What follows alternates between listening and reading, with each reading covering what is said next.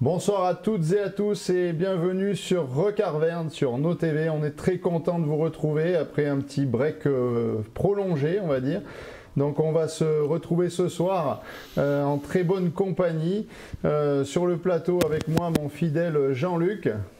Bien, très heureux de participer. C'est le numéro 12 de Recarverne pour clôturer cette saison. Et bien sûr notre fidèle Laloutre en Corse. Et buonasera à tutti les amis, ça fait plaisir de vous retrouver en cette période estivale. Je sais qu'en Auvergne vous n'avez pas chaud, mais comme vous pouvez voir un peu moi, j'ai un peu cramé, alors voilà, mais ça fait plaisir de voir tout le monde sur le plateau. Il est sponsorisé par Biafine aujourd'hui, notre ami l'autre. C'est ça, voilà. Cramette, il est bien un peu toujours. Ce soir, nous avons la chance d'avoir avec nous Jackie Leterre qui nous fait l'amitié de revenir sur le plateau. Merci de m'avoir invité. Ça fait plaisir. Ouais. Une touche de Racing Man en tout genre, de Paris, de Vichy, ouais, aussi, un peu de Tulle. Oui, beaucoup même. Et beaucoup de Tulle. Et puis mon ami Dato qui vient officiellement de prendre les rênes de la mêlée clermontoise. Et on est content de te revoir sur le plateau avec nous. Merci, bonsoir à tout le monde. J'ai pas pris encore les rênes. Hein. Les rênes, on verra en milieu de saison. Ah, écoute, tu te débrouilles. Maintenant, tu es là, tu vas remettre ça droit et puis c'est tout. Hein. Ah, c'était bien déjà droit, hein, mais on verra bien. Et non, si tout va bien ce soir, Alexandre Audebert devrait nous rejoindre. Il est resté coincé dans les embouteillages. On va tous ensemble déjà vous remercier pour cette belle année qu'on a passé ensemble et qui va se terminer, j'espère, en beauté ce soir. On voit que tous les fidèles sont connectés. Je vois Aurélie, je vois Coco, je vois Géraud, Alice, Toff, Ryu et tant d'autres. Ça fait plaisir que vous soyez au rendez-vous malgré ce break qu'on a fait. Et puis donc une bonne audience. On fait un petit peu le bilan aujourd'hui aussi et on s'est rendu compte qu'au fil des émissions, on a fait un peu la valeur de 2 fois le stade Marcel Michelin au total, on va dire, de vues sur l'émission. Donc on est très content, on tient une bonne moyenne grâce à vous. Et puis on espère bien sûr dès l'année prochaine, dès le début de saison, avec j'espère des stades un peu plus garnis, pouvoir échanger à nouveau avec vous autour de l'émission Recarverne. Ouais, mais tu vois, Arnaud, moi la question que je me pose, c'est est-ce que derrière les écrans, ils ont bu, tous les spectateurs, autant de bière qu'est-ce qui aurait été bu au Marcel Michelin? C'est là la question. Ça, je suis pas sûr, mais il paraît que les marchands de boissons se portent bien quand même. Ouais. Ça se voit d'ailleurs. Donc on va... Ouais. On voit, oui, t'as le pif rouge toi d'ailleurs. Ouais. Je pense que tu dois faire partie de la moyenne haute. Ouais, c'est pas le soleil en fait, c'est la piètre. Voilà, c'est ça. Donc on va faire ce soir un bilan, on va dire, de cette saison sans bien sûr refaire le monde, mais on va dresser un petit bilan de l'ASM, de cette saison si particulière en tout point. On fera un retour sur bien sûr le dénouement du top 14 qui a eu lieu aussi entre-temps.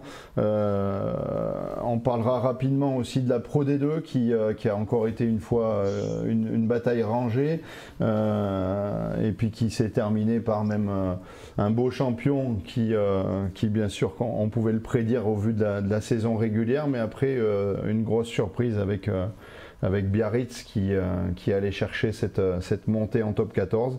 Puis on parlera bien sûr de cette tournée en Australie. On verra ce qu'en pensent les spécialistes justement d'une tournée de ce type-là à ce moment-là, puis avec l'effectif qui est dispo à ce moment-là. Et les JO. Et puis on parlera des futurs JO à 7 pour les filles qui porteront haut et fort les couleurs françaises. Et puis Jackie, on s'appuiera sur Jackie pour nous parler de la reprise du sport amateur aussi, parce que Jackie fait partie de ces pros qui ont beaucoup donné au rugby amateur, donc un grand spécialiste du rugby amateur régional. Et en plus, on a la chance d'avoir l'arrivée en direct de Monsieur Audebert. C'est pas tout le casser. Bonjour tout le monde. C'est une arrivée au sprint ou? Il est affûté, c'est bon. Tout va bien, désolé, excusez-moi. Petite contrainte. Donc on va revenir sur cette saison de nos Clermontois qui a été si particulière. Alice le fait remarquer, bien sûr, les Romagnatois, ça, on ne pourra qu'en parler à nouveau, bien sûr.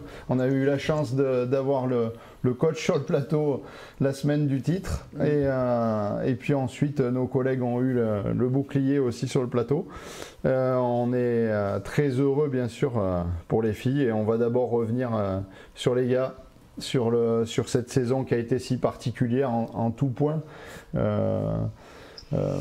Jean-Luc, on a subi beaucoup de choses quand même, hein, finalement. En préparant l'émission, donc j'ai essayé de faire un retour sur cette saison. Je crois que ce qu'il faut retenir déjà, c'est la qualif en Champions Cup, parce qu'il y a des clubs qui ne feront pas la Champions Cup. Ouais. On reviendra peut-être, des gens comme le Loup n'y seront pas, des gens comme le RCT Toulon ne seront pas non plus en Champions Cup, ils vont se tourner vers la Challenge Cup. Donc déjà, je crois que c'est la bonne nouvelle, et Dato va pouvoir en bénéficier, c'est que on a un club qui fera ce que les supporters appellent la grande Coupe d'Europe. Donc pour moi, c'est le positif de la saison. Après, il n'y avait pas de public, on a suffisamment parlé sur ce tableau, et pas de public. Je pense que ça a manqué à nos joueurs, puisque c'est sûrement l'année où on a le plus de défaites à domicile. Cette défaite contre le Montpellier, cette défaite contre Bordeaux, cette défaite, on en a même deux défaites contre le Racing. Ce qui est satisfaisant, c'est que les deux qui ont participé à la finale, je regarde Dato, c'est-à-dire La Rochelle et le Stade Toulousain, nous avons battu les deux finalistes au Stade Marcel Michelin. Bon, c'était un peu tiré par... d'un point. J'ai vu que Coco... Il s'accroche. J'ai vu que Coco Dulac était là ce soir, et je la salue. Et on va réutiliser le mot, Coco, c'est que cette équipe était en reconstruction. Sera-t-elle en reconstruction la saison prochaine? Dato va peut-être nous en dire quelques mots. Bon, maintenant, faut repartir de l'avant. La saison est passée. Nous ferons la Coupe d'Europe, et puis on va voir. Ce que je pense, c'est que de toute façon, le top 14 s'est resserré, et les équipes se sont resserrées. Bon, on a un Toulouse qui est un petit peu au-dessus. Quand j'ai regardé la finale il y a maintenant 2 semaines, j'ai un peu pensé, on en parlait tout à l'heure, tu parlais d'une défaite du Racing contre Béziers, j'ai un peu pensé à cette époque où Béziers, voire même Agen, survolait le championnat de France et remportait les Brennus après Brennus. Voilà ce que je peux dire de cette saison. Alex, toi qui connais bien la maison jaune et bleue, tu retiendrais quoi, toi, s'il faut faire un bilan maintenant? C'est une saison mi-figue mi-raisin, on va dire que l'essentiel est sauf. L'honneur est sauf, donc on reste dans la grande Coupe d'Europe. Tu te qualifies en phase finale. Bon voilà, c'est tout ce qu'on peut retirer. Il y a eu beaucoup trop de secousses et de heurts en interne tout au long de la saison pour que ça puisse travailler de manière pérenne et sereine. C'est comme ça, c'était ou une fin de cycle ou le début d'un autre, je ne sais pas, je ne saurais pas le dire. Mais l'essentiel est sauf, voilà. Il n'y a pas à rougir, c'est pas un bilan faramineux, c'est pas un bilan loin de là qui peut qui pourrait faire rougir, mais j'ai pas de... Moi, j'ai un bilan qui est assez plat, voilà, c'est assez plat. Oui. C'est assez plat. On a 12 sur 20, quoi, un 12 sur 20, quoi. Voilà, oui, la l'autre. Je vais appuyer un peu les propos d'Alex, dans le sens où il dit qu'il ne sait pas si c'est une fin de cycle. Moi, je pense qu'on est sur un début de cycle, parce qu'on sort de 11 ans de Franck Azema. On était en fin de cycle. Maintenant arrive Jono, Dato qui est présent et qui, je pense, nous parlera peut-être du futur. En tout cas, je l'espère. Mais cette année, la disparition d'Éric de Cromière, le départ de Franck, le Covid. Des fois, on dit que les planètes sont alignées pour certaines équipes. Ben, nous, elles n'étaient pas alignées du tout, quoi. Voilà. Il n'y a rien eu pour nous. Il n'y a rien eu. Voilà. De l'extérieur, on se pose beaucoup de questions. On se pose beaucoup de questions sur la gestion sportive surtout.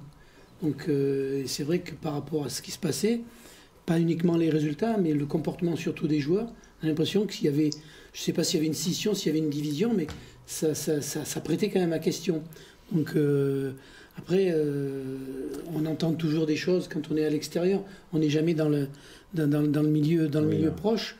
Et c'est vrai qu'on sentait qu'il y avait des tiraillements, qu'il y avait des petits problèmes. Bon, après, ce qu'on voulait savoir, c'était surtout, ce qui nous importait, c'était les résultats. Alors même si on n'est pas foncièrement, moi foncièrement, j'étais pas toujours pur ASM, puisque voilà, pour d'autres raisons, mais c'est vrai que on se posait beaucoup de questions. Toi non plus au départ. On se posait beaucoup de questions quand même. Ouais, on se posait beaucoup de questions quand même par rapport à ça. On se demandait comment une équipe comme ça, avec de telles valeurs, avec de tels éléments, avec même pris tous les joueurs individuellement, comment on n'arrivait pas non plus à faire tourner la mayonnaise, parce qu'à une époque elle était bonne la mayonnaise, et on a l'impression qu'après que c'était est-ce que c'était un rajout? Est-ce qu'il y avait des tiraillements entre les joueurs, des tiraillements entre le staff? Bon, après, ils avaient eu beaucoup de problèmes. Le principal problème, c'était le décès d'Éric de Cromière. Ça a rabattu les cartes, ouais. Ça a été un traumatisme assez Je pense que ça a été dur pour se relever, quoi. Parce que c'était un homme important. Il avait beaucoup de présence. Il était assez... il était là. Il était là, il pesait. C'était pas un président transparent. Loin de là. Et c'est sûr que le décès d'Éric a rebattu pas mal de cartes et je pense que la situation derrière qui est c'est un peu délitée au cours de la saison, je pense que c'est pas étranger à ça, quoi. En plus du mais regarde, ce que dit Jackie, nous je dirais que Jean-Luc a dit tout à l'heure qu'on a fait 12 émissions. Et moi sur les 12 émissions, il y en a une qui m'a quand même particulièrement marqué, c'est celle où Camille Lopez est venu. Et Camille, honnêtement, quand on l'a écouté, parce que Camille, il n'a pas eu sa langue dans sa poche quand il est venu chez nous, et je le remercie encore une fois. Mais on sentait dans ses paroles qu'il y avait quelque chose qui n'allait pas. Qu'au fond, dans le vestiaire, ça sentait pas la sérénité du tout. Je ne sais pas ce que vous en pensez sur le plateau. Oui, et même quand Morgan est venu. Hein. Ouais, mais Morgan, il a été plus politiquement correct. Tu vois ce que je veux dire? Mais Camille, moi, j'avais même été étonné que Camille se lâche comme ça, en fait. On sait jamais ce qui se passe dans le groupe, effectivement, oui, mais c'est vrai qu'on a souvent échangé sur le plateau cette saison sur cette impression qu'on avait que c'était pas l'osmose complète. On voyait. On ne trouvait pas une équipe sereine, ça manquait de sérénité. Voilà. Ça manquait même parfois, je ne sais pas si c'était ça, de motivation, d'envie. Oui, mais moi, je regarde ce que dit Muratoise. Là. Malgré tout, on fait les barrages, puisque j'ai croisé Muratoise à Bordeaux. On a passé un bon moment. Et j'en parlais en venant avec un ami qui suit le rugby depuis quelques années et qui suit clairement depuis très très longtemps, le dénommé Patate, pour ceux qui le connaissent. Et en fait, on n'était pas loin de gagner le match on n'était pas loin de gagner ce match à Bordeaux. Bien sûr. Et si on gagne ce match, mais si, je vois Alex, il lève les yeux au ciel. Si ce ballon n'est pas arraché dans l'embut, ça change tout. Oui, mais c'est à l'image de la saison. On n'a rien eu pour nous. Et si on tape Bordeaux qui a quand même fait souffrir Toulouse en demi, vous qui avez été joueur, vous savez que Toulouse nous a toujours réussi en demi. Qui dit qu'on ne sort pas Toulouse? Ouais. Cette année, c'était... Dato, quel est ton regard, toi, un peu par rapport à ça? Justement, fraîchement sorti du groupe de l'ASM, avec un regard un peu plus extérieur. Toi, tu voyais ça comment je pense que la position que j'ai aujourd'hui, ce que j'ai préféré garder un peu plus de discrétion. Je ne veux pas dire est-ce que ça allait, est-ce que ça allait pas. Seul truc que je peux vous dire, que si les joueurs ne se sentaient pas et ça ne serrait pas les coudes Aujourd'hui, c'est sûr qu'on ne serait pas qualifié. Donc moi, je tire le chapeau aux joueurs. Parce que ce qu'on sent extérieur, voilà, moi j'avais quelques petits infos. Heureusement, les joueurs ils sont accrochés. Parce que c'est pas facile, comme on dit, voilà, le décès d'Eric, après tout s'enchaîne derrière. C'est pas facile de relever la tête. Hein. Donc moi je tire le chapeau aux joueurs, ça c'est sûr. Après, intérieur, il y avait des petits soucis. Moi je ferai pas de commentaires là-dessus. Non, mais c'est logique ça.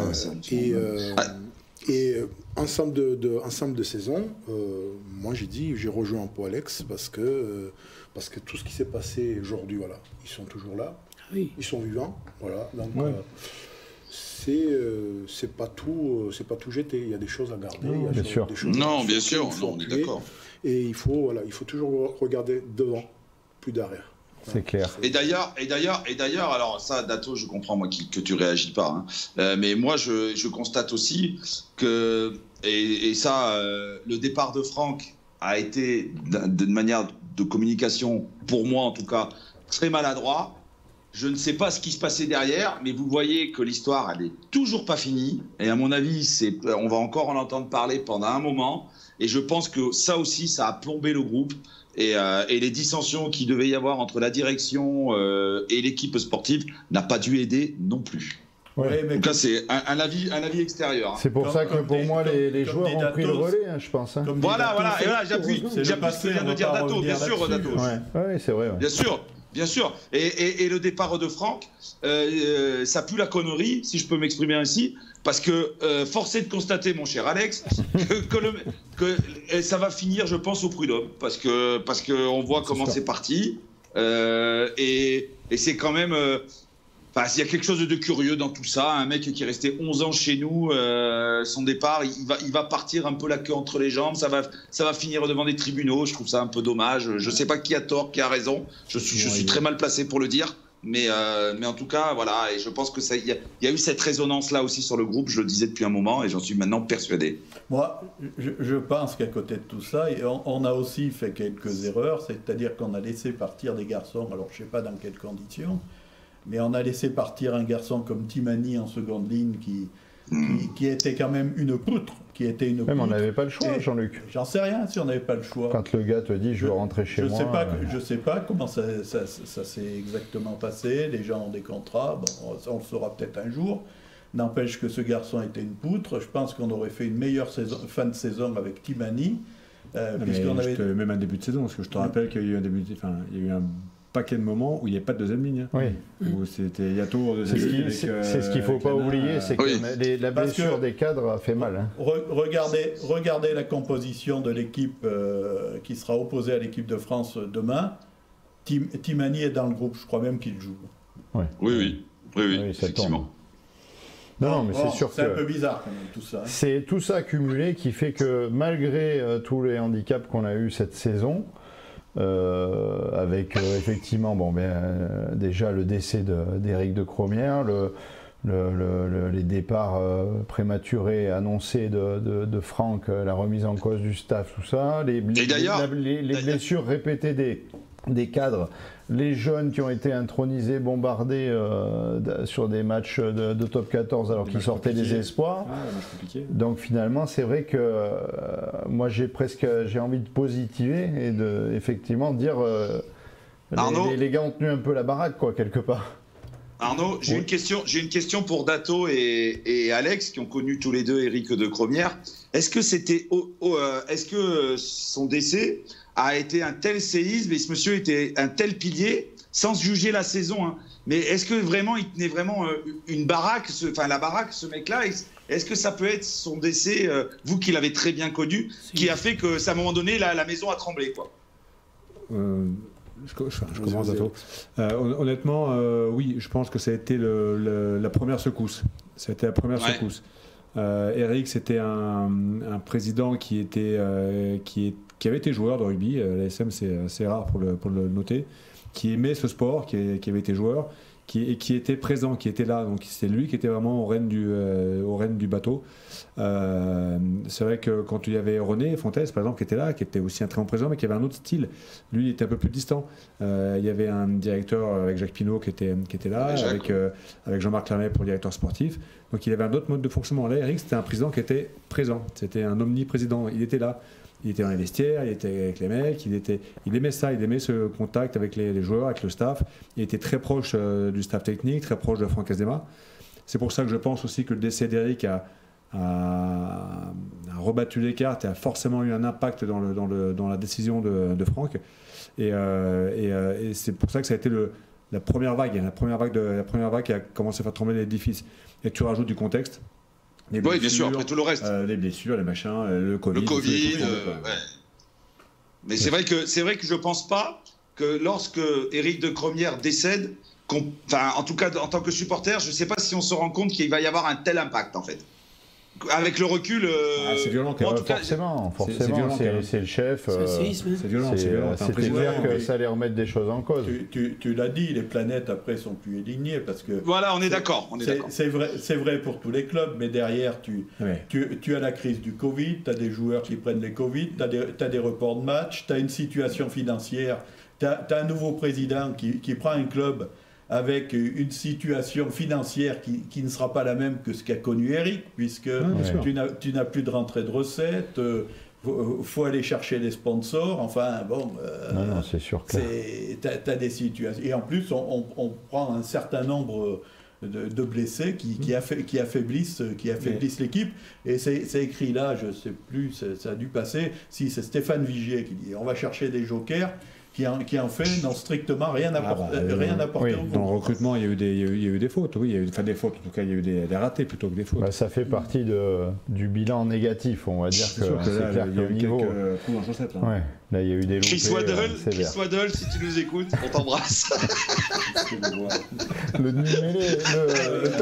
talon. Je voudrais réagir quand même là-dessus parce que... Vas-y, d'accord. C'est sûr que, Eric, décès d'Eric, ça a tremblé tout le monde. Moi, je connaissais, on avait souvent les débats, pas seulement sur le rugby. Lui, il adorait l'histoire, moi j'adore l'histoire, donc bien sûr, des fois, on n'était pas toujours d'accord sur certaines choses. Après, on savait tous que quelque chose se préparait. Eric, il préparait son départ, donc ça, il ne faut pas dire que Jean-Michel, il n'a pas profité, entre guillemets, ce qu'il a profité, Eric, de petit à petit, voilà, je vous remets comment ça marche, et je l'intègre petit à petit. La passation était brutale. C'était un choc aussi pour Jean-Michel. D'un coup, ça s'écroule tout sur la tête, l'économie se casse la gueule, Eric décède comme ça brutalement. On arrive, à cause des crises de Covid, l'économie ça va mal, mais le rugby ça va mal aussi. Après maintenant, je pense que c'est seule personne qui pourrait nous dire, Eric c'était vivant, est-ce qu'il partirait ou pas, Franck? Ça, moi je ne peux pas vous dire, parce que quelqu'un est capable de dire. Personne ne peut le dire. Personne ne peut le dire. Non. Donc on ne peut pas dire que. Même pas Franck. Voilà, donc ça on ne sait pas. Et aujourd'hui, moi je pense que oui, ça a fait un impact, mais malheureusement, ça ne s'est pas fait comme c'était fait pour Eric, ça ne s'est pas fait pour Jean-Michel. D'accompagnement, d'expliquer un petit peu. Ouais, il n'y a pas eu de tuilage, quoi, comme on dit. Quoi. Ouais. Oui, on peut utiliser ce terme-là. Heureusement que les joueurs ont pris en charge, ont pris certains joueurs clés, ont su quand même, je pense, reprendre et se redresser, et même si ça leur avait fait un coup. Je pense que certains éléments, moi je vois, de par son poste, un garçon comme Morgan Parra, qui a pris des décisions, qui a repris un petit peu en jeu, même s'il n'a pas toujours été en pleine bourre, puisqu'il avait été malade lui aussi. Il faut revenir quand même du Covid. Je pense que si vous avez des proches qui ont eu le Covid, essayez de vous rendre compte. Il faut vous dire, oui. Voilà, et donc ça bien plat. Un garçon comme... là maintenant, quoi. C'est tout lisse. Jackie, tu sais ce qu'il a relancé Morgan? Oui. Ah pardon. Vas-y. Non, je disais, tu sais ce qu'il a relancé Morgan, Jackie? C'est quand il est venu sur Rocarverne. Après, le gars il est reparti. Oui, c'est vrai. Non mais c'est vrai, mine de rien. Il est passé chez nous. C'est pour ça que finalement Dato va peut-être ranquiller à la pile plutôt que d'entraîner. Là, je peux vous dire, je vous laisse la place. Non mais je veux réagir aussi sur Timani. Timani, c'est un copain, c'est un gars que j'ai apprécié énormément. Par contre, moi je vois autre chose. Moi j'ai un engagement, d'accord? C'est pas parce qu'on a tous la famille, et Si j'ai pas défendre le club, ils ont fait une proposition que je suis pas sûr qu'on prend tous les clubs de top 14 qui font les mêmes propositions sur certains joueurs. Ouais. Donc ça, c'est des choses qui sont internes. Il n'est pas communiqué pour tout le monde. Mais le vraie histoire, moi je dis chapeau au club. Moi je suis dans la tête de club. Je peux vous dire que j'ai dit, écoutez, on a tous les maires, on a tous les pères, on a tous notre responsabilité. Mais quand une fois on s'engage, demain, si un autre joueur il demande de partir, qu'est-ce qu'on fait? On laisse partir aussi? Parce qu'il y en a un qui on est laissé partir. Parce que là où on réagit en tant qu'un patron d'entreprise, Tout à fait. ou alors on réagit côté humain en disant que ouais, mais t'es un bonhomme, écoute, je comprends totalement. Mais moi, je peux vous dire, hein, dans la famille, on a tous le malheur. Moi, j'en ai connu des valeurs à l'époque de Verne Cotter. J'ai même pas osé en parler parce que je savais qu'il y avait des obligations derrière et c'était comme ça, c'est comme ça. Mais ça dépend de la personnalité un petit peu. Voilà, donc moi aujourd'hui, quand on s'engage et on signe un contrat, dans ces cas-là, il faut mettre dans le contrat, faites attention, si j'ai un souci familial, il faut que vous me laissez partir. Voilà, pour appuyer sur Yato, regarde Franck, hein. Il décide de casser le contrat, comme dit l'autre, on va en parler encore un petit moment. Oui, oui. Et dans l'absolu, c'est triste que cette situation en arrive là, mais je comprends aussi l'intérêt du club, quoi. Bien sûr, oui. C'est le professionnalisme aussi. Hein. C'est de demander à Jackie Lorenzetti avec le cas Vakatawa, pas Vakatawa, si avec Non. deuxième ligne. Le Fidjien. Le Fidjien, deuxième ligne, qui passe pas sur la tête. Oui. Nakarawa. Tape pas sur Pardon, c'est pas le bon sens. Mon cher Dato et mon cher Alex, vous avez connu et alors subi, je ne sais pas, mais le Canalaga pendant combien de temps? Ah oui. Si vous connaissez pas cette gestion-là, Oui, lui, Pour lui, il n'avait pas demandé à partir, il était parti. Oui, il a demandé à personne. Non, lui, il rentrait pas aussi, des fois. Oui, il a demandé à personne de partir. Et encore dans le championnat, il y avait Sosoni Boussa qui était encore meilleur. Hein, Oui, il y avait pire. Donc voilà, donc tout ce qui se passe interne, on ne sait pas. En réalité, voilà, Oui, la communication, des fois il faut communiquer, des fois il ne faut pas communiquer. Il est parti. Le club, franchement, ils ont comporté, ils ont fait des propositions, franchement, exceptionnelles, quoi. Moi, quand j'ai appris qu'ils ont fait cette proposition-là, je dis mais bravo à vous, parce que voilà, c'est comme ça. Et derrière, bon voilà, on laisse partir. Maintenant, comment on va faire en marche arrière? Dans ce cas-là, on va laisser partir un peu tout le monde. Ils ont fait pareil avec le demi d'ouverture australien aussi, hein, Donc, derrière. Oui, Qui lui, du coup, il a dû dire et pourquoi pas moi, d'ailleurs. Donc aujourd'hui, voilà, ça reste professionnalisme, on s'engage. C'est pas toujours rose, c'est comme ça, mais j'accepte et c'est le boulot. Du coup, en même temps, quand tu bosses dans une entreprise, parce que mine de rien, c'est votre travail, tu peux pas quitter ton entreprise comme ça, et voilà quoi. C'est pas comme certains qui sont au boulot et qui ont des coups de soleil sur la tronche énormes. Voilà. Enfin, mais c'est dur de travailler en Corse. Tu peux pas savoir ce que c'est. Avant que tu arrives, on a dit on est sponsorisé par Biafine ce soir, c'est pour ça. Quand on fait le bilan. Et alors Alex, tu as pas entendu, mais tu vois, si vous avez des copains dans l'équipe toulousaine qui vient d'être sacrée championne, demandez-leur comment c'était ce week-end sur les plages à Calvi. Ils vous raconteront. Ils sont venus fêter le Brennus à Calvi. Plus sérieusement, quand on revient sur le bilan de la saison, et il s'est passé quand même dans d'autres clubs des départs qui sont aussi surprenants, c'est le Stade Français et le Racing. Oui, c'est vrai. Mais c'est un cas qui est encore différent. Le cas Ficou est encore différent. Parce que c'était pas voulu interne dans les deux clubs, c'était pas l'intérêt des deux clubs. Ah oui, de toute façon, ça serait pas si bien passé. Hein. Le Français l'a avoué, il a dit qu'ils avaient besoin d'un trésor, d'un ressort financier. Bien sûr, ils ont un cash. Voilà, donc il fallait. Thomas Lombard s'est expliqué là-dessus. Hein. Ouais, il a dit c'est clairement. Comme un accord. Il défend quand même pour Racing, j'ai l'impression. Je sais pas pourquoi. Non, mais Dato l'a bien dit tout à l'heure. Hein, le rugby va mal, hein, messieurs. Hein. Le rugby professionnel a les reins beaucoup moins solides qu'elle ne l'a déjà eu. Hein. On sait, il y a des clubs qui vont morfler, on le sait. Et même nous, on va morfler de toute façon. Hein. Parce que moi, je vois passer. Alors, c'est pas parce qu'il y a Dato sur le plateau et je comprends qu'il qui va pas réagir à ce que je vais dire. Mais quand je vois certains supporters déjà qui commencent à dire si vous voulez qu'on s'abonne, vous avez intérêt à faire d'autres recrues. Les mecs, réveillez-vous. Hein. On vient de sortir de 2 ans de Covid. Le club, il fait ce qu'il peut.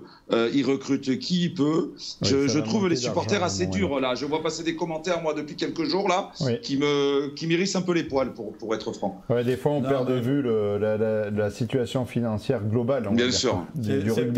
C'est peut-être le moment, si tu veux, de balayer les autres clubs et ce qui se passe, parce que je m'excuse Jackie, mais quand on regarde le Racing cette saison, c'est quand même une finale de Coupe d'Europe en retard qui est perdue, et c'est une élimination, ils se voyaient déjà en finale, et c'est une élimination prématurée, donc c'est pas brillant pour eux. Si on regarde ce qui se passe chez notre ami Pierre Mignoni, le Loup, je pense qu'il pensait se positionner autrement en tout début de saison. Donc, et Toulon, avec leur nouvel actionnaire, c'est pas mieux. Donc le MHR sauve sa saison parce que il gagne la Challenge Cup, quoi. 4 matchs, hein. Sur la saison, 4 matchs. Bien sûr. C'est ça. Mais c'est ce qui fait la beauté de notre sport aussi, c'est qu'à un moment, il y a 9 prétendants, on va dire, ou 10 même aux phases finales, et puis ça fait forcément des grosses cylindrées qui passent à la trappe. Et si on regarde au fond, qui aurait pu penser qu'en début de saison, je crois que c'est la première fois qu'un club ne gagne pas un match de top 14 et qu'Agen rentre Fanny, et que Bayonne qui va gagner à Toulouse, mais qui n'est pas capable de gagner un match contre son voisin de la section paloise, et se retrouve à la trappe. Mais c'est tout le sport pro qui a reçu un impact fou avec ce Covid, cet impact financier, les matchs avec des programmations. Il suffit de voir, on peut parler de un parallèle rapide, l'Euro de football, l'Allemagne éliminée, la France éliminée, machin. Je veux dire des équipes qui tenaient le pavé, qui sont complètement sorties. Le sport est devenu tellement compliqué aujourd'hui avec le Covid, et je pense que Dato, ça doit être super dur à gérer ce que vous avez vécu là, cette saison, et je pense que l'impact, on va le payer encore longtemps, parce que financièrement, avant de se relever de tout ça, ça va être compliqué. Oui, forcément, financièrement, ça va laisser les traces. Mais après, c'est pour ça, par rapport au recrutement, je rejoins un peu Arnaud, parce qu'il faut... oui, il faut recruter, mais il ne faut pas faire non plus n'importe quoi. On est d'accord. Aujourd'hui, on ne peut pas se baser sur un ou deux gros calibres, et derrière, il ne faut pas oublier non plus les gars que c'est vrai qu'ils ont tenu le baraque, et il faut être reconnaissant par rapport à ça aussi. Et aujourd'hui, c'est quoi l'avenir? L'avenir, c'est quoi? Est-ce qu'on recrute 2-3 gros calibres et on se base là-dessus, on fait une feu de poudre noire, ou est-ce qu'on construit quelque chose vraiment sur les bases qui était, il y a un moment, qui s'était construit. Alex, il a bien participé à ces constructions-là, et je pense qu'il se souvient très bien comment ça s'est passé. On fait confiance à qui, comment? Voilà, la question, ça se pose là. Donc, bien sûr qu'on recrute. Il faut recruter certains postes clés, forcément. Mais il faut faire très attention. Justement, j'ai une petite surprise sur cette semaine. C'est d'apprendre que Vered Amou, qui était venu, là, qui est donc international à 7, qui était venu nous rendre service en début de saison, puis au même titre d'ailleurs que Jean-Pascal Barak, sauf que Jean-Pascal a été reconduit. Et Vered Amou, qui était un petit peu un couteau suisse, je dirais, sur la troisième ligne, on voit que ce garçon part au loup. C'est un peu surprenant, parce que ça ne devait pas être une grosse masse salariale. Et il rendait quand même, moi j'avais trouvé ce joueur un peu tonique, pas maladroit, avec un style de jeu un petit peu différent. Et je trouve bizarre de le voir aller signer à Loup quand on ne l'ait pas re-signé au même titre qu'on avait signé Jean-Pascal. Je sais pas, franchement, je ne sais pas quelle masse salariale il représente, ça j'ai aucune idée. Mais après, voilà, je pense qu'au niveau de poste, dans ce cas-là, si vous faites signer lui, dans ce cas-là, il faut regarder derrière qu'est-ce qui suit. Autour, c'est qui autour. Autour, voilà, vous avez des joueurs quand même, que ça fait un petit moment qu'ils sont en club. Il y a des gamins qui sont grandis ici. Moi, je parle comme par exemple Alexandre Fischer, qui est grandi ici. Les frères Lanel, voilà, qui sont grandis ici. Ils ont, voilà, je pense que, je ne sais pas, hein, franchement, je vous dis, je prends vraiment pincette, comme on dit, mais Je pense que le choix, c'était sur des gars qui sont grandis, ils ont une culture de club, etc. etc. Et voilà, il faut construire ça aussi. Donc, c'est respectable aussi, pour moi. Après, je ne sais pas qu'est-ce que ça représentait comme masse salariale. Il faut rester à l'évidence aussi qu'on avait l'impression, enfin, nous, de l'extérieur, qu'un gars comme ça, il n'a peut-être pas beaucoup joué, mais il n'avait pas l'étoffe, quand on le regardait jouer, d'un joueur à 15, il était plus sétiste. Il était plus joueur à 7, on le sentait un petit peu. Il s'est moins adapté que Jean-Pascal Barak. Exactement, oui, non, mais c'est sûr. Et puis, est-ce qu'il en avait l'envie? Est-ce que on ne peut pas se mettre à sa place, mais on n'avait pas l'impression que c'était un garçon. Est-ce qu'il était dans un bon contexte? Il y a plein de paramètres qu'on ignore totalement. Hein. On n'a jamais discuté avec lui. Donc... Dato, sans trahir de secret, hein, je sais que je comprends ta position qui est quand même pas simple. Et encore une fois, je pense que sur le plateau, on peut tous te remercier de ta présence. Et en gros, tu nous donnes l'exclusivité de tes premières paroles d'entraîneur. Et en tout cas, moi, en tout cas, perso, on est fiers de te recevoir sur le plateau. Tu sais que tu es chez toi. Mais une petite question. Quand tu arrives comme ça, toi qui viens de signer, là, qui a donné ton accord très très récemment, tu n'as pas eu du tout d'œil sur l'effectif à venir, du coup, sur les recrutements qui ont déjà été faits. Est-ce que alors, tu as le droit de ne pas répondre ou de répondre? Il en discute avec son manager. Ouais. Non, sur certaines choses, bien sûr que oui, mais bon, voilà, c'est... Vous savez, je suis déjà radin au niveau de paroles, là je resterai 2 fois plus radin. J'ai essayé, les gars, de lui tirer les verres du nez, mais bon. Moi je vais dire, bien sûr qu'il a été consulté, de là à ce qu'il ait un avis, après c'est différent. Voilà, donc bien sûr qu'on lui dit, tiens, qu'est-ce que t'en penses, ça, elle lui a dit, ok, bah, moi je pense ça, et après le staff qui est là, le président et qui se met en place, feront les choix. Bien sûr. Après, hélas, Dato, ça a été, même s'il est bien sûr qu'il est consulté, c'est une évidence. Mais après, il peut pas. C'est pas lui qui aura le dernier mot, quoi. Mais on va profiter justement de l'arrivée de l'ouvreur irlandais. Jono est impliqué à ce moment-là ou Ça, je sais pas. Dato, il se croit en garde à vue, le mec. Non, pourquoi j'ai dit oui? Non, je sais pas. Fais gaffe à ton langage c'est très simple. Écoutez, vous invitez Jono et vous poserez les mêmes questions. Voilà. Eh ben écoute, tu lui dis de venir. Ça s'est fait vachement tôt, en fait, l'arrivée. Oui. Donc, bien sûr qu'il est impliqué. C'est normal.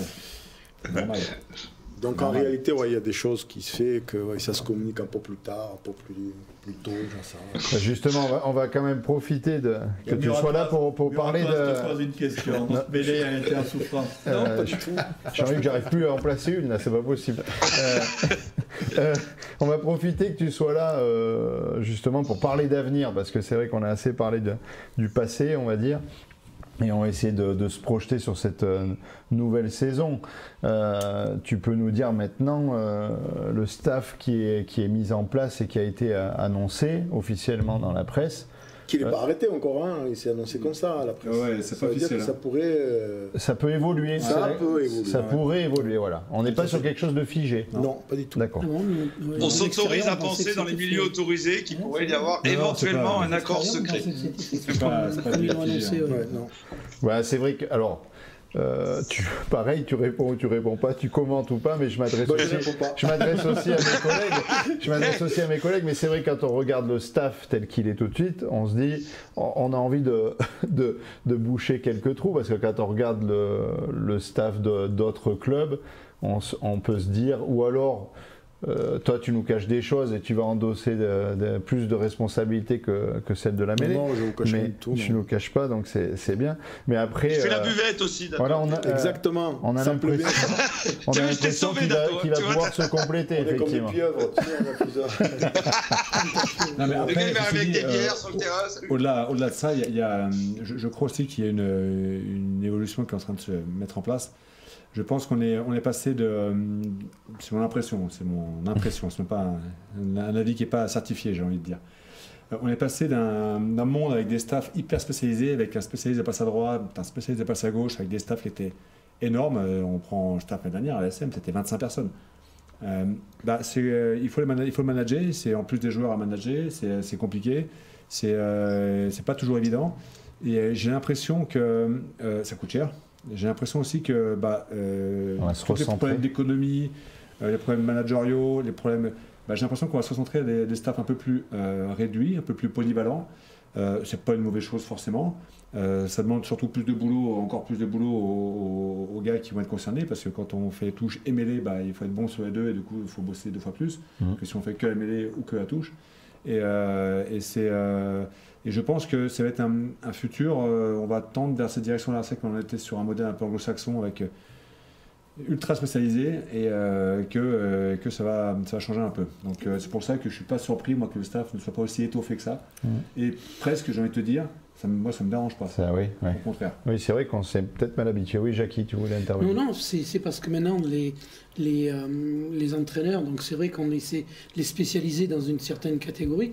Or, je pense que la plupart des gens qui sont là, ils sont multicartes, ils ont plusieurs cordes à leur arc, ils sont capables peut-être à la fois de gérer l'attaque et la défense, puisque quand on gère bien l'attaque, on peut gérer la défense et vice-versa, et peut-être le jeu au pied aussi. Donc il y a des joueurs, moi je prendrais que je ne le connais pas, mais un mec comme Ogara, que tu as connu, je pense que c'est un garçon, il est très bien aussi dans le jeu au pied, très bien dans l'attaque, très bien dans la défense. Donc il a 3 secteurs où il est performant. Donc après, je ne sais pas comment il est utilisé, mais donc c'est ce que de plus en plus, je pense que les clubs recherchent, parce que ça fait une diversité, et plus on est nombreux, plus on se diversifie, plus c'est difficile, plus on se dilate. Donc c'est bien d'avoir des techniciens qui ont plusieurs cordes à leur arc. Oui, après, je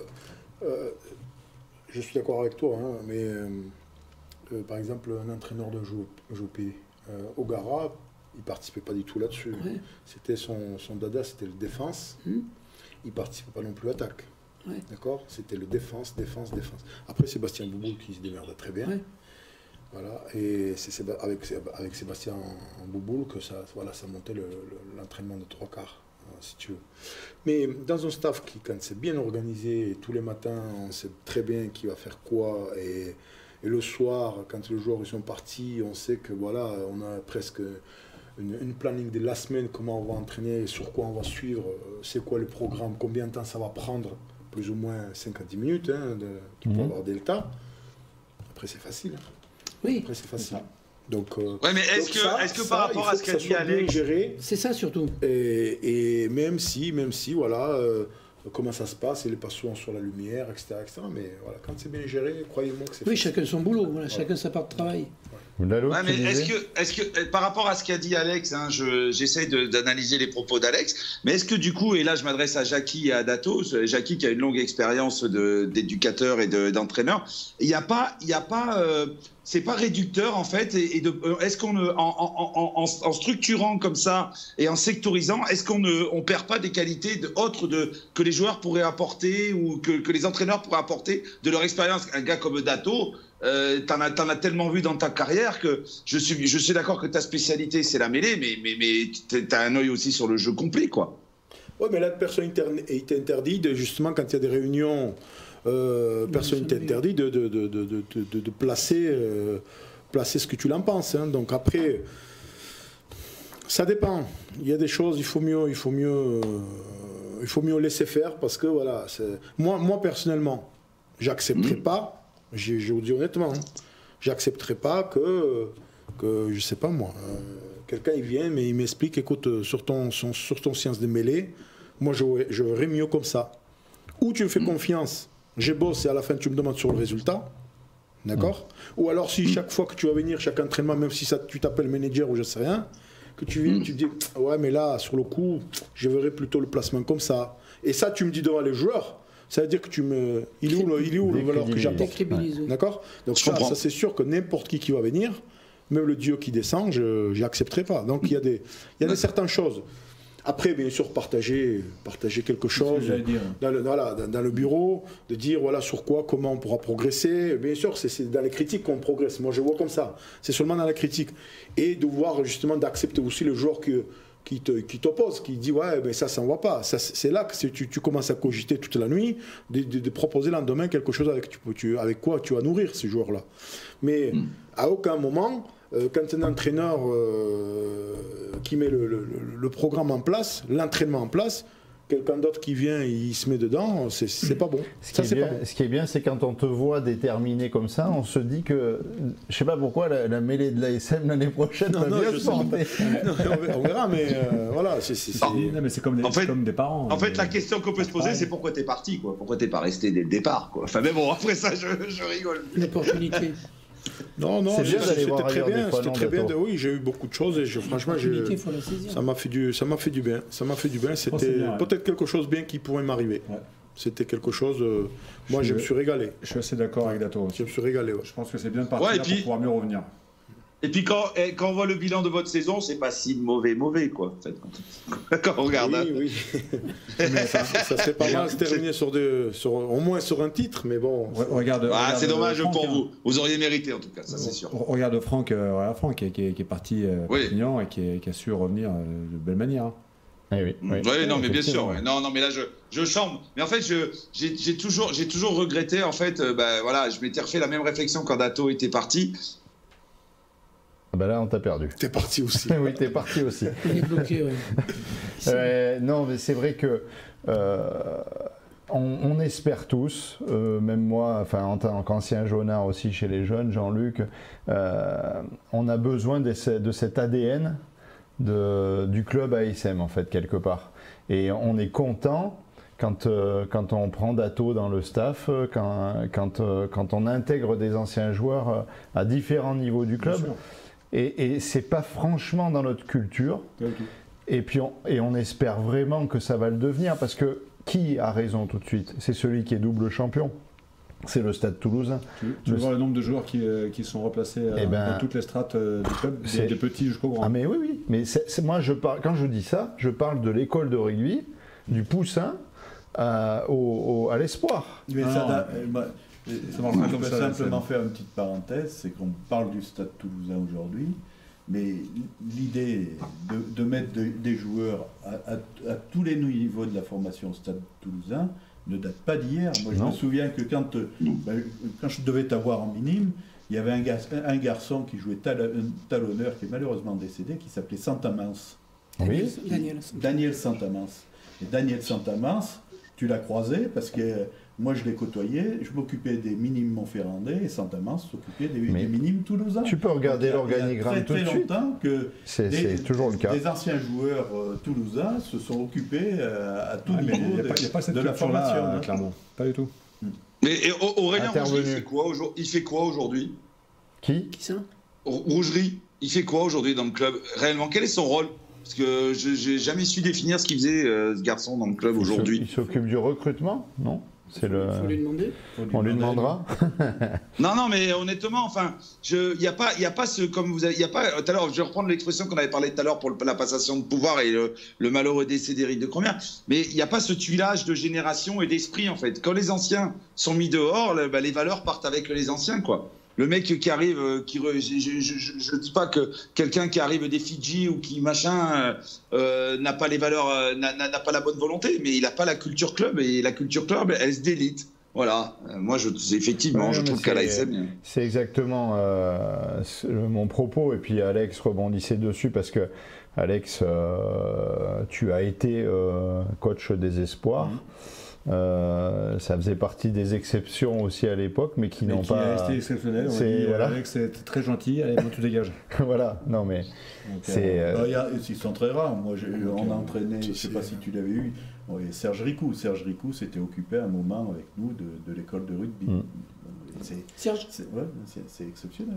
Non, mais avec Serge Ricou, on gagne à Marcel Michelin. Je pense que parfois, il faut s'inspirer de ceux qui réussissent le mieux. Nous, on a réussi beaucoup de choses en révolutionnant ce club, avec l'arrivée des Australiens à l'époque, Tim Lane et compagnie, Vern Cotter derrière. Ils ont révolutionné chaque fois les strates de ce club.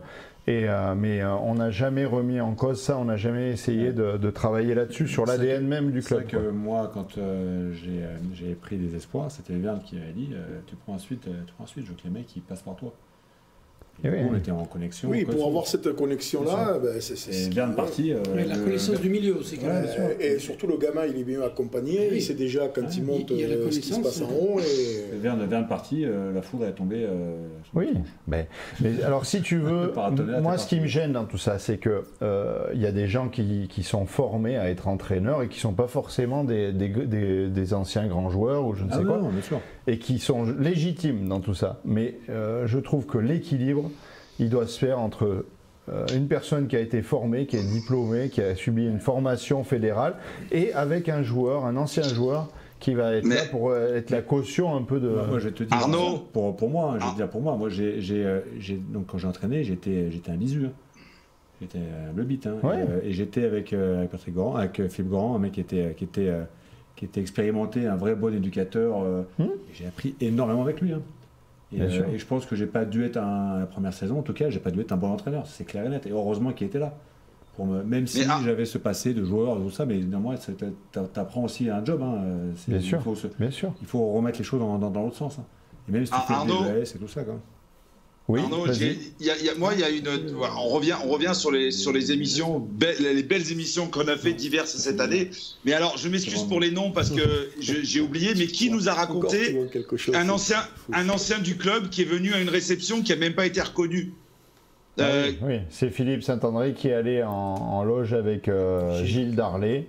Avec Gilles qui n'avait pas été reconnu. Alors qu'il traîne toujours un peu dans l'environnement du club. Non, mais c'est une illustration aussi. Mais je te prends David Barrier. David Barrier, même histoire. Oui, il a grossi, lui.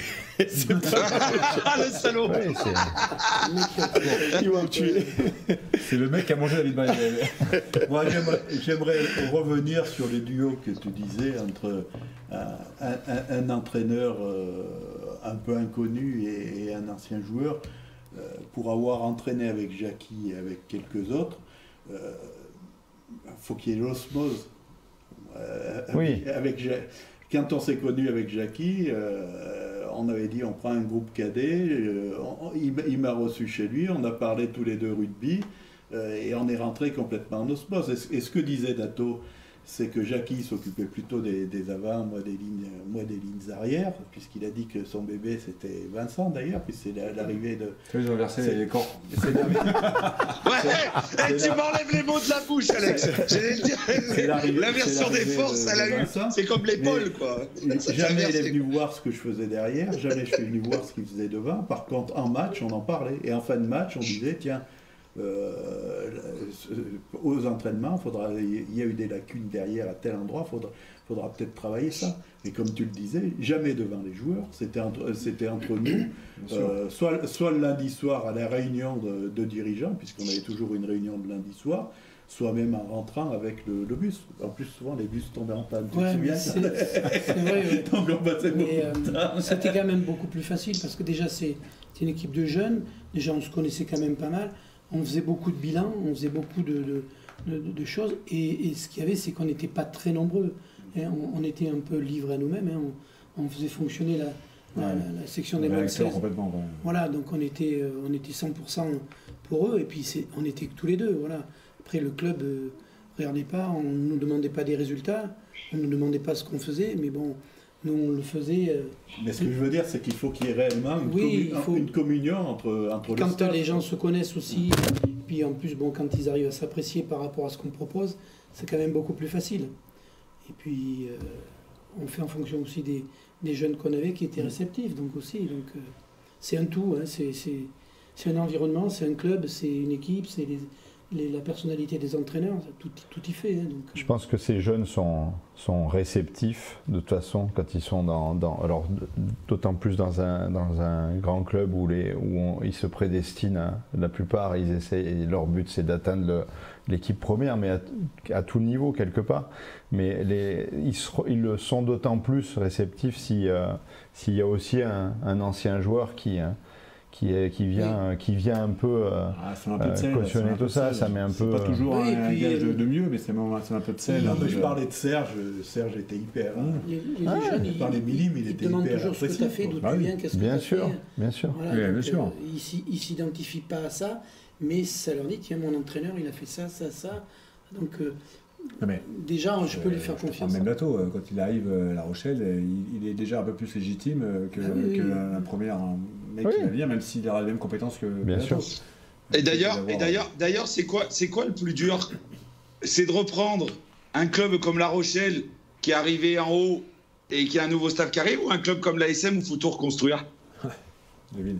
Les deux sont intéressants. Ah non, mais tu vois, Alex, moi je me pose la question parce que ceux qui vont reprendre La Rochelle, il y a quand même une sacrée pression derrière. Non, mais à l'ASM, quand même, il n'y a pas tout à reconstruire. Il y a une super matière à travailler. Non, mais quand je dis tout reconstruire, vous me comprenez, quoi. Enfin, voilà, il y a quand même ça peut être aussi, ça peut être même pire l'année prochaine pour La Rochelle, que je ne leur souhaite pas, attention. Parce qu'on a tous eu, entre guillemets. Non, mais je suis d'accord avec toi, Dato, c'est ça que je voulais arriver en haut. Arriver en haut. Et l'année d'après, pour repartir, il faut repartir. Non, d'accord, donc il faut avoir le motivation. Mais à l'ASM, il y a un outil de travail exceptionnel. Donc si là-dessus, on ne prend pas de plaisir et on n'a pas de. Voilà. Ça, tout le monde a envie l'ASM. La plupart des clubs ont envie l'ASM. Sur les structures, y compris surtout. l'outil formation, il y a quand même. Mais surtout sur l'outil. Et puis tu as aussi la proximité. C'est bête, mais le climat de vie des joueurs, t'es pas loin du stade, t'es pas loin, même si tu habites le plus loin du monde, t'es pas très loin quand même. C'est dans un environnement proche. Ouais. D'ailleurs, quand on parle de formation, les médias en ont très peu parlé, mais quand on voit, la saison n'est pas catastrophique, et puis si on remonte sur 10 ans, le bilan de l'ASM de Clermont-Auvergne est plutôt positif. Ah oui, bien sûr. Et quand on sait que le centre de formation est lié aussi avec le centre de formation du Clermont Foot, quand on voit ce que vient de faire Clermont Foot, ça veut bien dire que cette structure de formation entre le Clermont-Auvergne Rugby et le Clermont Foot, c'est merveilleux, quoi. Ah, bien sûr, mais l'échange a été, je pense, fructueux. On en parlait avec Xav Sadourny, qui à un moment s'est occupé du centre de formation, et il m'a dit, moi j'ai bossé avec Pascal Gassien, quand on voit ce qu'est devenu Pascal Gassien, qui a remplacé Diacre, et qui monte ce club en Ligue 1, et les performances qui sont toujours quand même de bon niveau pour le rugby, quoi. Donc on a un très bon centre de formation qui fait double usage. Il y a une base de travail, comme tu dis, Dato, qui est bonne. Oui. Bon, comme l'heure tourne, on va accélérer, on va éviter le bilan sur la Pro D2 parce qu'on en a parlé un petit peu avec la montée de Biarritz qui a fait ce match extraordinaire. On en avait déjà parlé sur le plateau. Un petit mot sur l'USAP. J'ai vu Tadger, beaucoup ici parlent de Mike. Ouais. Mike qui donc monte au banc pour aller à l'USAP. Ah, bien. Il va faire quoi? Il va essayer de talonner, je pense. Il va jouer. Non, mais d'accord, il va jouer parce qu'il n'est pas jeune. Oui. Non, il n'est pas tout jeune. Ah, il n'est pas jeune. Non, il n'est pas vieux. Il n'est pas vieux, Mike. Il a une tête comme ça, quelques mois, mais bon. Non, je crois qu'il est trentenaire. 32 ans. Il est trentenaire, mais pas. 87 voire 8. Ouais, ça fait 33, 34. 32 et 33. Oh, mais bon, voilà, un talonnant. Ça tirera bien. Il n'est pas cuit. Vieux, plus c'est bon. Il n'est pas cuit, Mike. Bah, tu vois, Dato, toi que tu peux reprendre. C'est bon. Ça dit quand même la Faut avoir un peu d'envie. Un petit coup de spot sur les Cantalous quand même. Oui. Qui ont eu chaud aux fesses, mais qui sont encore là et qui sont toujours là. Ils sont passés par tous les temps, les Cantalous, un peu. Mais l'année dernière, ils ont été quand même à un moment, ils étaient au mieux, ils ont été 4e, je crois. Ouais, ils sont montés. Ils sont montés haut, vers après le début de la saison. Ils ont joué la descente. Ils ont flirté la descente après. Ils ont joué le feu, ouais. Mais après, ils ont été pétés, ils ont eu des mauvaises passes aussi. Donc, ça a été et eux aussi, je pense qu'ils sont à un tournant un peu du système parce que les anciens, des historiques là, du club qui partent, là, le demi de mêlée Boissé, le Canadien, là, c'est un moment qui était là aussi, qui était un ancien. Enfin, ils ont 2-3 cadres qui s'en vont là. Ils ont leur 10 là, qui s'en va aussi. Le 10, bien sûr, qui a bien réussi, donc qui est parti et qui part. Qui part à Toulon, qu'on aurait peut-être pu ramasser d'ailleurs. Ça lui faisait moins loin. Ça n'a peut-être pas été une mauvaise idée. Ça lui faisait moins loin, lui. Puis ils ont aussi le changement d'entraîneur qui a été compliqué. Même si Roméo Gontinac a très bien pris le relais derrière, il a fait du bon taf, mais ça n'a pas été évident. Ça a été une saison complexe aussi. Et puis toujours avec des moyens ultra limités. Ça va être, je ne sais pas, c'est pas le plus petit budget. Oui, c'est le mais petit, pas loin. Oui, et puis on peut reparler aussi rapidement de l'aventure vantaise, on va dire, qui malheureusement s'est étiolée au fil de la saison et s'est terminé en queue de poisson parce qu'ils n'ont pas pu jouer cette montée quelque part, alors qu'ils avaient fait une super saison. Et maintenant on se dit, est-ce que ça va pas être un peu dur de rebondir là-dessus? On peut toujours s'interroger, effectivement, c'est ce que disait Dato sur La Rochelle, sur Vannes, on peut s'interroger, ils ont fait une super saison. Mais il faudra bien démarrer le début de saison, parce qu'après si la rabine est pleine.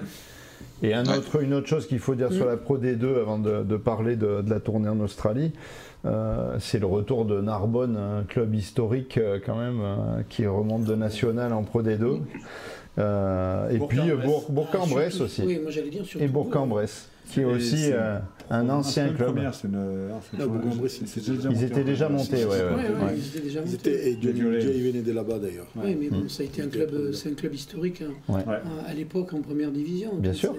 C'était avec des super joueurs, Perche, Nallet sort quand même de Bourg-en-Bresse, donc c'est des gars qui... Oui, c'est un club formateur. C'était marquant pour le club, oui. C'est sûr. On va basculer maintenant sur ce fameux match de demain midi. Nos Français sont partis en tournée en Australie avec donc les cadres au repos parce que les finalistes ne sont pas partis, bien sûr. Il le fallait. Après, il le fallait certainement pour certains qui sont partis aussi. Ils auraient peut-être mérité du repos. Je pense à nos jaunards, notamment Étienne Fourcade, notamment Sipili. Pour Falatea aussi. Se faire mal tamponner son passeport. Voilà, fallait faire comme notre ami Fischer. T'es pas obligé de. Il remue le couteau dans la plaie. Voilà, exactement. Ouais, je pense qu'il s'est puni, Non, mais tu dis puni. Parce que être malheureux. Oui, donc demain midi, on va avoir ce premier test. On va savoir un peu où on en est, parce que avec une équipe remaniée, qui a quand même. Il y a quand même certains cadres qui ont envie de montrer quand même. Et ils vont, notamment, on pense beaucoup à cette charnière qui est la troisième charnière théoriquement dans la hiérarchie du 15 de France, Couillou-Carbonel, et qui pourtant a fière allure. Donc ils ont un gros coup à jouer. Juste une question, vous qui le connaissez, toi tu dois le connaître. Barlow, c'est un mec qui était à l'ASM quand même. Oui. Oui, c'est vrai. Formé à l'ASM. Il est parti. C'est un gars que je ne connaissais pas du tout, un petit peu comme ça, juste de nom. Mais quand je le vois faire les matchs qu'il fait avec Castres, il n'a jamais déçu ce garçon.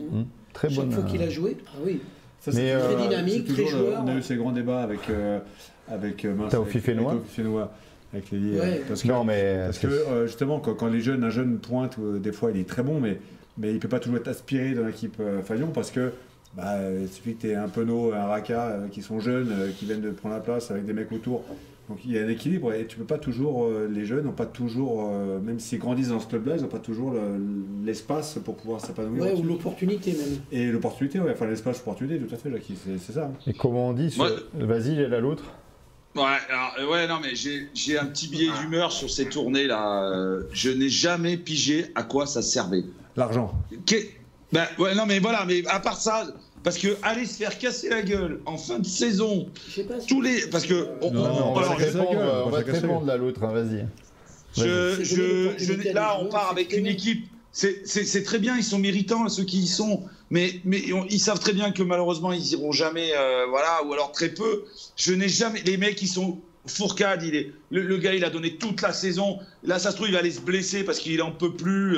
Enfin, je n'ai jamais compris, moi, ces tournées, hormis pour la. Tu peux pas couper parce que là, Dato, vas-y. Non, mais après une tournée, ça se refuse pas. Une tournée, t'as beau le tourner comme tu veux, c'est une aventure, c'est 3 semaines. Le maillot, faut regarder les calendriers. Ça veut dire que si toi, tu vas pas faire ce qu'on appelle les tournées d'été, ça veut dire que les Blacks, les Australiens, les Argentins, ils viennent pas au mois de septembre, au mois d'octobre pour faire ce qu'on appelle la tournée d'automne. Donc, non, mais je suis d'accord avec toi, Jean-Luc. Mais comment les joueurs enchaînent les matchs? On le voit de plus en plus. Et physiquement, les coachs sur le plateau, vous êtes d'accord avec moi? Moi, je trouve que c'est de plus en plus dur ces tournées-là. Et j'arrive pas à trouver l'intérêt, hormis l'intérêt financier. Alors, le côté humain, sûrement, parce que vous avez raison, vous êtes 2 anciens internationaux, tu refuses pas, tu peux pas refuser une tournée, ça je suis d'accord, parce qu'il y a le côté humain, il y a le côté aventure, mais est-ce que le côté physique et intégrité physique des joueurs, aujourd'hui, ne devrait pas primer? Et je me pose des questions à chaque fois sur ces tournées. Voilà, après, j'ai peut-être tort, je sais pas, hein, je suis toujours... Ça peut te permettre de découvrir des pépites. Là, je vois qu'il y a le 15 de Perpignan, Jaminet.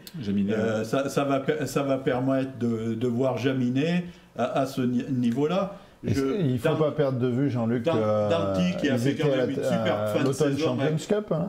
Ils étaient à l'Automne Champions Cup, la plupart de ces gens-là. C'est ce brassage qu'il y a eu à l'Automne Champions Cup. Ils sont crevés, les mecs. Enfin, je sais pas, moi. Enfin, bon. Dato, tu en penses quoi, toi? Comment tu gères des joueurs comme ça qui ont enchaîné tant de matchs, en fait, quand tu les récupères sur le réenchaînement de la saison d'après, quoi, en fait? C'est simple, tu leur donnes les vacances. Voilà. Il y a c'est obligatoire. J'avais pas pensé à celle-là. C'est obligé. Ils vont rentrer. Ils ont 15 jours. Non, mais ça c'est sûr que les joueurs, c'est quoi vraiment un rêve d'un joueur? C'est quoi? Porter le maillot. Mais bien sûr. Mais porter le maillot, tu imagines la fierté. En plus, je ne sais pas si je peux être assis de ce que je veux le dire, mais les gars que je vois là, la plupart, là, ils vont porter avec une vraie fierté le maillot. Oui, je suis d'accord avec toi. Tu vois ce que je veux dire? On n'est pas là pour porter. Là, les gars, c'est pour ça que je crois qu'ils vont donner à fond. Ouais. Tu vois, donc c'est pour ça que je suis pas d'accord quand vous dites peut-être qu'on perdra le match parce que voilà, il faut voilà, ça fait pas longtemps, ils se connaissent pas, etc. Mais ces gars-là, en tout cas, ils vont rien garder. Ils vont tout donner. Et pour qui? Pourquoi? Pour leur maillot. Moi, je crois à ça parce que ça, c'est voilà. Donc ça se refuse pas. Et quand tu es un entraîneur ou quand tu es responsable, il faut comprendre. Il faut comprendre parce qu'on est passé par là. Je peux dire que nous, à Georges, quand on jouait, on avait une seule maillot à la fin des tournois. Mais pour moi, c'était quelque chose. Même si on ne jouait pas des grands matchs comme ça. Avec 15 piliers. Voilà, mais avec 15 piliers. Non, mais j'ai eu la chance de porter le maillot de l'équipe de France dans un autre sport, en football gaélique. Je sais que porter le maillot de l'équipe nationale, c'est fantastique. C'était l'équipe de France d'apéro, moi. Non.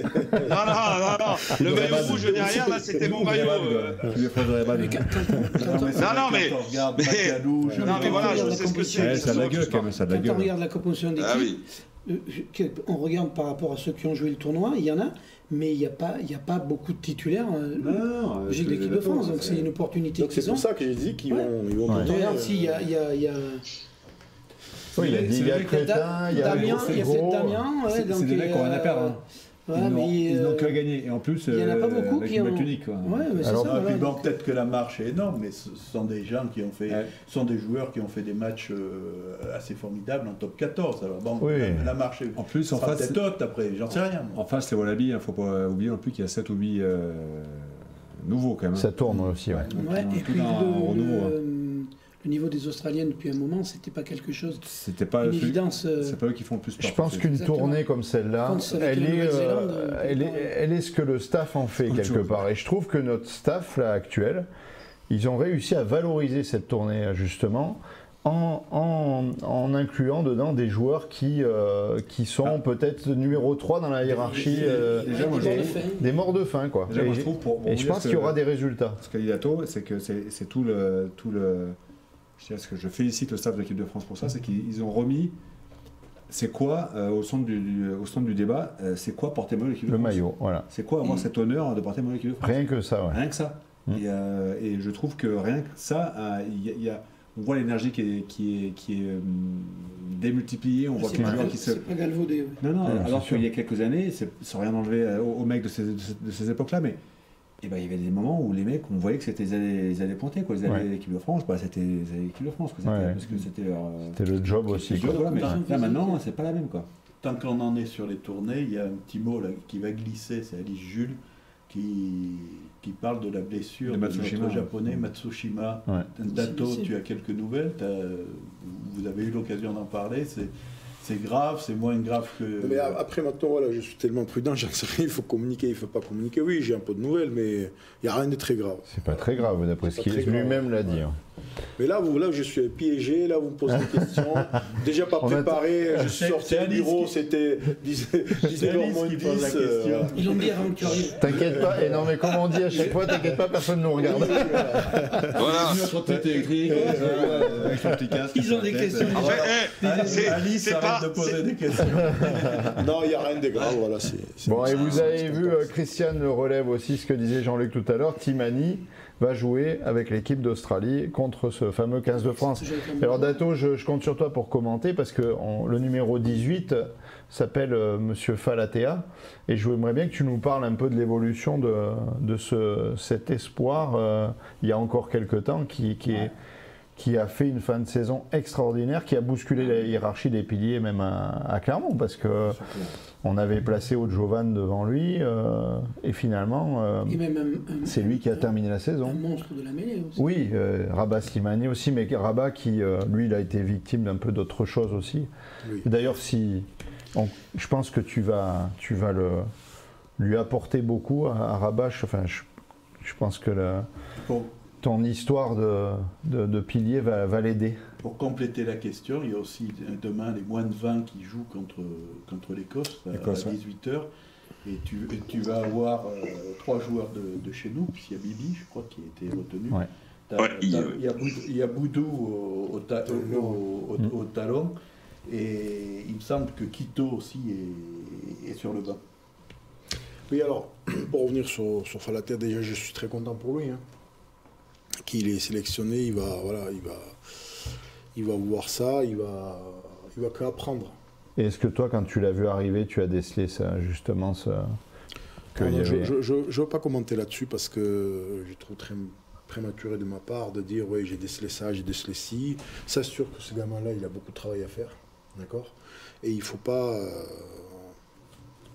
bousculer, pas bousculer. Oui, je ne sais pas pourquoi, comment. Il faut y aller doucement. Il faut le façonner.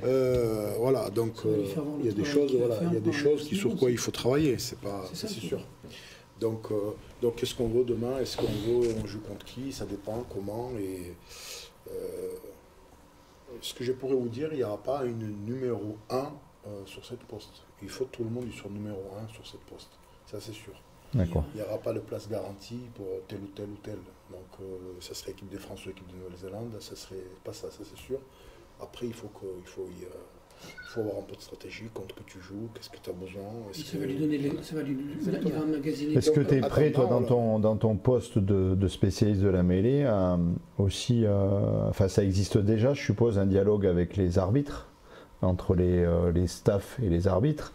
Est-ce que tu es prêt, toi, à monter au créneau, justement, pour stopper un peu aussi cette cabale qu'il y avait contre Slimani, qui lui a coûté quelque part son moral et sa place à la SM. Ça ne sert à rien de monter. On va monter en quoi? Rabat Slimani, il va jouer. Et il ne sera pas pénalisé. Croyez-moi, il ne sera pas pénalisé. Il va jouer Rabat Slimani. Les matchs qui sera destiné pour lui, d'accord.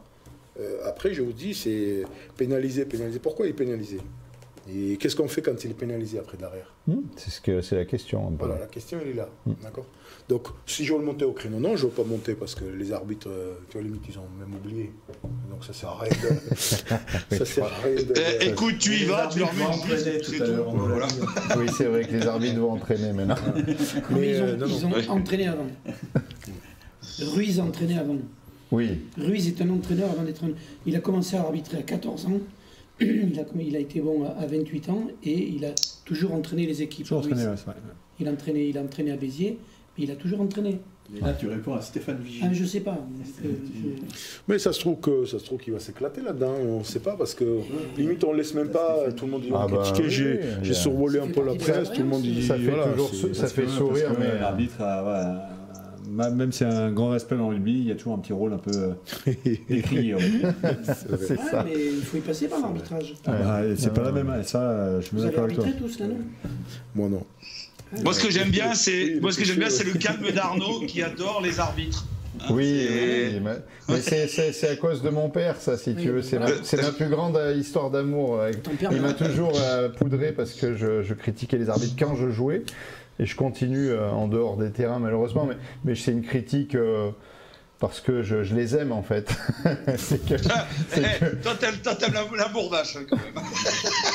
Non, mais on peut rendre hommage à son père, c'était un arbitre très élégant. Très rigoureux. Très élégant. Non, mais c'est vrai que moi, il y avait un adage, pour citer mon père justement, un arbitre, c'est être sérieux sans se prendre au sérieux. Et moi, certains me font bondir à l'heure actuelle dans le sport professionnel, les arbitres soi-disant professionnels, parce que ils ont quand même certains une fâcheuse tendance à un peu trop se prendre au sérieux justement et pas être aussi sérieux qu'ils le devraient. Un ego sensible. Voilà, un ego de.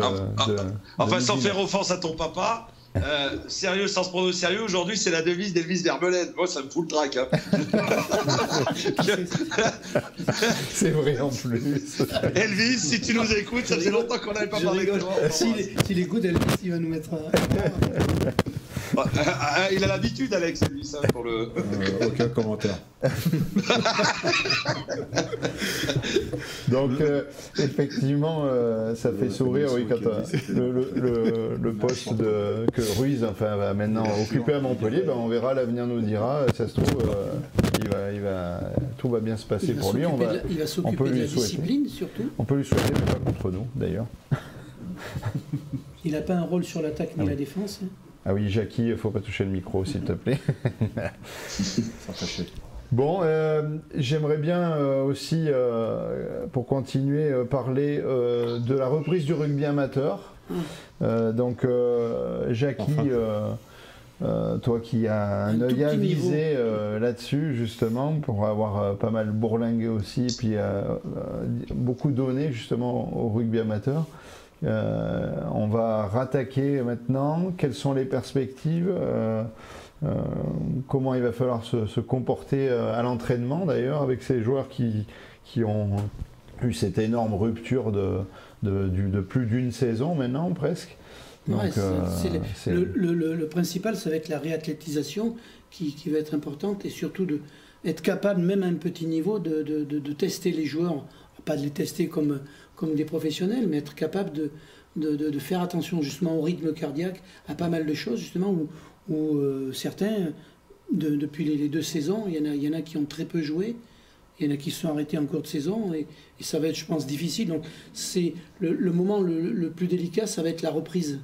Ça va être la reprise parce qu'il va falloir peut-être changer un petit peu tous les codes de la préparation physique par rapport à ça, surtout à tous les niveaux, que ce soit première série, que ce soit bon, après en fédéral, ils s'entraînent, ils ont des plans d'entraînement, donc, mais quand on regarde au plus petit niveau, il va falloir faire très attention quand même à la forme physique. Ouais. C'est hyper important. Il va pas falloir surtout éviter de faire n'importe quoi. Ouais. Parce qu'on ne peut pas reprendre, une activité comme on la reprenait avec quelqu'un qui s'est arrêté pendant un mois, parce que la plupart des joueurs, et encore, on leur donnait un petit plan de travail à faire des petites séries de footing ou autre.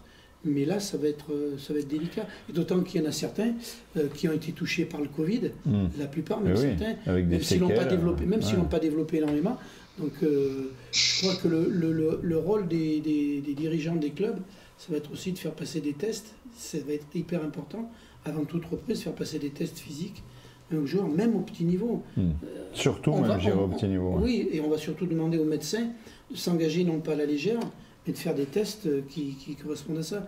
La complaisance du certificat médical, je pense qu'elle va être ajoutée à la poubelle, là, parce que faire attention. Il va falloir être intransigeant. Il y a beaucoup d'entraîneurs, il y a beaucoup de préparateurs, il y a beaucoup de médecins ou dans le paramédical qui vont mettre peut-être un enjeu quand même important sur la prépa physique et sur le rôle qu'ils vont avoir. Moi, je pense que le rugby amateur va avoir du mal, beaucoup de mal à se relever, parce qu'il y a une perte de licenciés chez les jeunes, chez les amateurs. Il y a beaucoup de monde qui est parti faire d'autres choses, qui n'est pas forcément prêt, comme tu le dis, à se repréparer, parce que le rugby est un sport exigeant et il faut un peu se préparer, même à un petit niveau. Et il y aura des bobos. Il y aura des bobos, j'espère que ce ne sera pas trop grave, mais il y aura des bobos, c'est sûr. Mais pas que, même sur la réathlétisation, juste sur le fait, ça reste un sport de combat, ils vont se mettre à plaquer sans avoir plaqué pendant 1 an et demi. Je ne pense pas qu'ils vont faire des ateliers d'esquisse. Il y a l'aspect cardiovasculaire, mais il y a les chocs aussi. Il y a donc tout cet aspect-là, je pense qu'il va être compliqué. Il y a l'aspect aussi de la règle qui avait évolué et qui n'était pas encore mieux maîtrisée. Donc il y a plein de... pas de freins, mais de voyants à orange, et je trouve, il faut y aller compliqué. avec beaucoup de précautions quand même. Il faut falloir énormément calculer et faire une préparation assez affinée, et même, je dirais, faire une préparation pratiquement individualisée, parce que c'est pas les mêmes morphologies. Quand on regarde, moi j'ai repris avec mon petit club, là, quand j'ai revu les joueurs, on a repris fin avril, mai, juin, j'ai dit c'est bien les gars, vous avez rattaqué la nourriture. Non, mais en étant gentil, quoi. C'est vrai, en étant gentil. Il y a Tariq Bechti qui nous en parlait justement. Ceux qui ont été touchés par le gras. C'est pas par la grâce, mais par le gras. J'en ai un Tariq moi aussi. C'est pas le Covid, c'est le gros vide. J'en ai un Tariq aussi moi aussi qui est à Ghana. Et donc c'est vrai qu'aussi c'est quelqu'un qui a de l'embonpoint. Mais bon, c'est quelqu'un qui fera des efforts. Ils vont tous faire des efforts. Oui, mais le danger, Jackie, c'est toi, tu t'occupes d'un petit club, tu as toute ton expérience derrière toi. Oui. Ce qui me fait peur, c'est plus justement dans les petits clubs qui ne sont pas structurés, qui n'ont pas la culture de la prépa physique et tout ça, enfin de la réathlétisation, pardon. C'est là le danger. Ça va être. Est-ce qu'il n'y aurait pas moyen de leur fournir un peu des programmes un peu pour... C'est tout à fait ça. Et quand on a repris, l'exemple de Ghana, quand on a repris, systématiquement, dès l'instant où ils avaient couru un petit peu, où on faisait un petit peu de séries de travail, même sur des travails d'appui et tout, je leur demandais de prendre les pulsations. Ils me disaient pourquoi tu fais ça? Je dis parce que déjà je me couvre moi-même, mais je veux éviter qu'il y en ait un qui me fasse un petit problème cardiaque ou autre, parce que je sais pas. Toi, tu as eu le Covid? Oui. Bon, toi, tu as eu le Covid? Oui. Toi, non. Voilà, donc vous avez deux niveaux différents. Et sur une équipe de 20-25 joueurs à ce niveau-là, c'est 25 niveaux différents. Bien sûr. Donc il faut éviter, il faut être intelligent. Il faut éviter de faire n'importe quoi.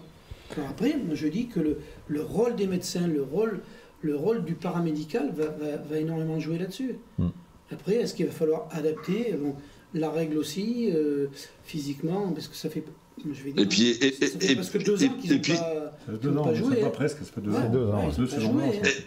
Et puis il y a un facteur X, messieurs. On ne sait pas ce que ce foutu, et pour rester poli, foutu variant Delta va. Ils annoncent pour le mois fin juillet. Hein. Ouais. Voilà, et je me demande comment les clubs font pour réenvisager, parce que actuellement, on sait dans le sport amateur, en début juillet, tu commences à revoir pour te refournir en équipement. Comment encore une fois, sachant que les clubs n'ont pas gagné d'argent depuis quasiment 2 ans aussi, comment les clubs vont pouvoir se lancer, sachant qu'il y a encore cette épée de Damoclès qui est au-dessus et qui va peut-être, le coup près va peut-être retomber assez rapidement. Après, c'est sûr qu'il faut croiser les doigts pour que ça se passe bien à la reprise, surtout que pour rentrer un peu dans le concret, déjà au niveau fédéral, on va être content de retrouver Issoire en Fédéral 1, Cournon, Vichy, mais je suis même pas sûr que ça reprenne. Qui ont bien recruté malgré le Covid. Ouais, Issoire qui a tiré une poule sud-est là, avec 4 déplacements là, dans le sud-est sympa. Là, hier, Carqueran et compagnie, ça va être sympa. Mais bon, on va en avoir parlé un peu avec le co-président, on va dire. C'est vrai que c'est plus les matchs d'antan, on va dire, dans le sud-est. Vichy a perdu quelques bons joueurs aussi. Vichy a perdu des bons joueurs, mais est en train de recruter sévère aussi, des jeunes avec des retours au club. Donc voilà, on est pressé d'ailleurs sur Carverne l'année prochaine de refaire à nouveau des débriefs et parler du rugby régional, du rugby amateur, parce que ça fait trop longtemps. C'est vrai que ça fait trop longtemps, et puis c'est quand même la base de notre rugby, c'est la base de notre sport, ce rugby régional. Et puis c'est la base de tout, c'est la base du professionnalisme aussi. On découvre aussi des joueurs à ces niveaux-là. Oui, etc. Il y en a beaucoup qui sont passés par le petit niveau. La semaine dernière, Alex l'a dit en préambule. Pardon. À Aubenas. Oui, ça me cause. Ça te cause. Il connaît Dato. Moi, je suis pas. Non, mais Alex l'a dit en préambule. On a perdu des licenciés sur les jeunes. Il va y avoir un trou générationnel pour les années à venir, d'ici 5-6 ans, de jeunes joueurs. Je ne sais pas comment les choses vont être rattrapées en termes de formation pour ces jeunes joueurs qui ont perdu 2 ans, quoi. Comment amener ces joueurs Un gamin de 13 ans qui n'a pas joué au rugby pendant 2 ans, à 13 ans, tu n'as pas la même morphologie qu'à 15 ans. Et comment tu rattrapes ça? L'avantage, c'est que... Enfin, l'avantage, c'est peut-être pas un avantage. Il faut dire que c'est que tout le monde a été impacté. Tous les sports collectifs ont été impactés. On est d'accord. Donc, je pense que ça va être le phénomène, il existe pour tout le monde. Donc après, je ne vais pas dire que c'est d'être plus intelligent que les autres, mais c'est de s'adapter plus rapidement que les autres, de façon à ce que dans ta discipline, tu arrives à faire reprendre plus facilement, et avec beaucoup d'évidence et avec beaucoup de prudence, les joueurs. Après, le foot, le basket, tous ils ont été comme ça. Et même les sports en salle, ils ont été plus impactés que nous, puisqu'ils n'ont pas eu le droit de reprendre. Mais nous, on a quand même cette dimension. La dimension physique, la dimension de combat, voilà. Effectivement. La dimension de l'intensité. Mais voilà. Mais ça qui me fait peur. Alors, j'espère qu'il n'y aura pas, que tout le monde sera, et les médecins bienveillants, prévenants et prévoyants, et les staffs. Mais c'est surtout ça, surtout. Et surtout, on va éviter de parler de violence. Ah oui, mais bien. Parce qu'on parle de violence, même à haut niveau, on parle. C'est violent. Non, c'est pas violent. C'est intense et il y a de la vitesse. C'est totalement différent. Non, je suis bien d'accord, mais. On a une chance, parce qu'on en a parlé en tout début d'émission, c'est la contre-performance de l'équipe de football au championnat d'Europe. S'ils avaient été champions d'Europe, ça nous aurait amené encore plus de minots au football. Là, mais ils ont toujours eu l'engouement. Quand tu regardes dans des petits clubs, tu regardes dans des régions un petit peu retirées, le foot il a pris le pas. Depuis il y a eu 98, il y a eu 2018, tu regardes avec... alors qu'est-ce qu'il faut espérer? C'est qu'on soit aussi intelligent que les autres, pas plus bête, et qu'on se serve de la Coupe du Monde. Comment Doto? Non, mais il y avait 98, 2018, et il faut être un peu plus malin avant. Voilà. Il ne faut pas attendre 2028. Il faut se servir de l'opportunité de la Coupe du Monde pour essayer de rebondir. 2023, c'est pas loin.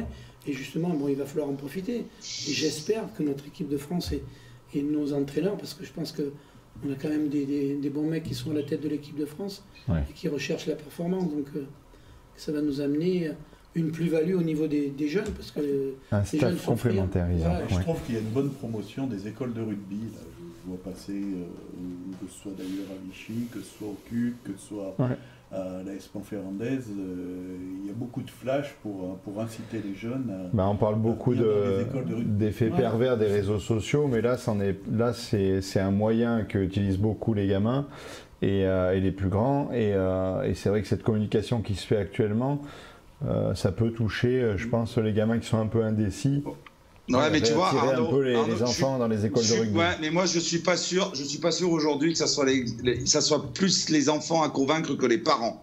Parce que moi je vois, ayant des enfants qui ont 9 et 6 ans, je connais plein de parents, quand tu parles de rugby, qui disent « Ah mais moi je mettrais pas mon gamin au rugby parce que c'est dangereux ». Oui, mais c'est pour ça qu'il faut qu'on arrête de parler de violence. C'est cette image-là qui... Parce que des gamins qui veulent jouer au rugby, t'en auras. Bien sûr. Mais des parents qui diront non, il y en aura aussi. Et je pense que c'est plus ce côté-là, et à la fédération de faire une pédagogie, et peut-être à s'adapter déjà à ce qu'ils ont déjà essayé de faire. Ou même, je me moquais tout à l'heure, mais des gens comme Elvis qui s'investissent à fond sur les gamins, et qui peuvent montrer que les choses peuvent avancer. Mais c'est là, et Alex, c'est pas bien de rigoler. Non, mais... Je pense à lui, c'est le tour du cul il y a le tour du cul la semaine dernière, c'est pour ça. C'est là où justement les choses ont évolué, parce qu'avant, je critique pas ça, mais le parent accompagnateur était entraîneur ou éducateur. Oui, je suis d'accord, bien sûr. Alors que maintenant, vu un petit peu tout ce qui se passe, la formation a pris beaucoup le pas, et on a quand même... Je pense qu'on ne peut pas se mettre dans le rugby. On a beaucoup d'entraîneurs formés, on a beaucoup d'éducateurs formés. Et de toute façon, on ne peut plus entraîner un club, même une petite équipe, si on n'a pas un diplôme, si on n'est pas formé. Moi, je vais même plus loin. C'est très vrai et c'est très bien. Néanmoins, je trouve qu'on est encore derrière le foot. On est loin du foot. J'ai l'impression que le niveau de formation des premiers niveaux d'entraîneurs au foot me paraît, je ne dis pas que je l'avais fait, plus élevé que nous. Nous, on a beaucoup d'énergie, de temps, de gens qui donnent qui sont hyper généreux, tout ça. Et des fois, quand tu regardes un petit peu, tu dis, il manque un peu de support rugbystique, il manque un peu de support technique. Mais ça, hélas, il ne va pas tomber du ciel. Il faut que la fédération, il faut que Il y a de l'inertie de toute façon. Il y a de l'inertie, mais il faut que la fédération et les structures autour puissent. Il faut des structures, mais il faut des moyens. Et bien sûr. De l'argent, voilà, Jackie a raison, de l'argent. Le foot ont mis des moyens, sûr, mais on n'atteindra jamais il y a un 0 de jamais, plus, voire 2 0 de plus. Voilà. Et quand dans un petit club, tu as un entraîneur de foot qui arrive, il arrive, mais il y a ce qu'il faut avec aussi, ouais, bien sûr, côté. Ouais. Et donc, ça, tu l'as pas Aujourd'hui, il n'y a plus d'entraîneurs au football, il y a très peu d'entraîneurs, même à petit niveau, qui ne sont pas au minimum défrayés. C'est clair. C'est clair. Il y a plus de, c'est plus du bénévolat, quoi. C'est du volontariat. C'est des gens qui se sont formés et qui sont défrayés aujourd'hui. Il y a rarement, même dans les petits clubs, des gens qui viennent entraîner le papa. Tu parles toujours d'argent, toi aussi. Attends, c'est pas vrai. Mais non, mais c'est malheureux. Réalité, bien sûr. C'est la dure réalité. Mais c'est vrai que le papa qui devient éducateur se forme aussi quand même maintenant. Donc, parce qu'il y a une obligation. C'est ce qu'il a dit. C'est obligé. Il a dit de la merde. C'est le plus vieil joke. Bon, les enfants, l'heure a tourné. Puis il y a un petit match de foot pour ceux que ça intéresse. Moi, perso, ça me gênera pas. Un match de quoi? Un match de je sais plus quoi, enfin un truc qui nous concerne plus. Un petit mot parce que on a vu beaucoup parler des filles de Romagna. Bon, oui, il faut parler des filles. On les félicite, mais elles sont venues sur ce plateau, elles ont présenté le bouclier. Mais surtout chez les filles, ça a échoué pour les garçons sur Destination Tokyo sur le rugby à 7. Oui. Les filles ils sont qualifiés. Ouais. Donc, on leur souhaite bonne chance. C'est quoi l'avenir de l'homme? Vous êtes là pour l'apéro? C'est quoi l'avenir de l'homme? C'est l'apéro. C'est quoi l'heure de l'apéro? Non mais il en a assez bu, c'est bon. C'est le même bordel que chez Darley. Ouh là là, pris en flag. Amenez-moi un verre. C'est pas Canal+. Je vois ça, ouais. Non, Canal+, c'est plus sérieux. Non, on se prend pas au sérieux. À Canal+, on ne pourrait pas là, discuter entre nous. C'est vrai. Ils se vous voient tous. Mari et femme, ils se vous voient quand même, c'est beau. C'est charmant. Entre mari et femme, ils se vous voient. Oui, là l'autre. Ouais, j'avais envie de dire quelque chose parce qu'on arrive sur la fin. Ah ben voilà, regardez, en plus, voilà, on m'équipe. Alors, comme on dit chez nous, Azaoud. Et c'est l'enfant qui sert, dis donc. Alors non, juste pour dire quelque chose, sincèrement, voilà. Arnaud, Jean-Luc, Alex qui nous a rejoints, j'ai une pensée pour Eric aussi, pour Christophe. Et Ghislaine, bien sûr, qui est à la réalisation. On a créé cette structure Carverne, entre guillemets, petit frère ou petite sœur de Ici, c'est l'émission pour diverses raisons. Mais moi, je remercie énormément les gens qui nous ont suivis. Parce que s'il n'y avait pas tous les gens derrière leur écran, on ne serait plus là. On ne serait plus là et ça ferait longtemps qu'on ne le ferait plus. Nous, on y passe du temps. On y passe beaucoup de temps même. Mais on a le retour grâce à vos vues, à vos commentaires super gentils. Donc sur cette dernière émission, moi j'ai envie vraiment de remercier tous les gens qui sont derrière leur écran et vous dire un énorme merci et qu'on va se revoir bientôt. Je remercie Alex qui nous a rejoint dans l'équipe, qui nous a fait confiance parce que c'est pas évident d'arriver dans une équipe de joyeux lurons comme nous. Alex a quand même une certaine image. Et dans international et tout. Voilà. Et tu remarqueras qu'Alex, l'émission a quand même monté en gamme parce que Jean-Luc, maintenant, il se prend pour Jean-Paul Gaultier. Non, c'est Eden. Pas de pub. Non, mais en tout cas, voilà, moi, je voulais vraiment remercier tous les téléspectateurs qui nous ont suivis et j'espère qu'on va vite se retrouver pour continuer cette magnifique aventure. Voilà, j'avais envie de dire ça ce soir. C'est bien dit.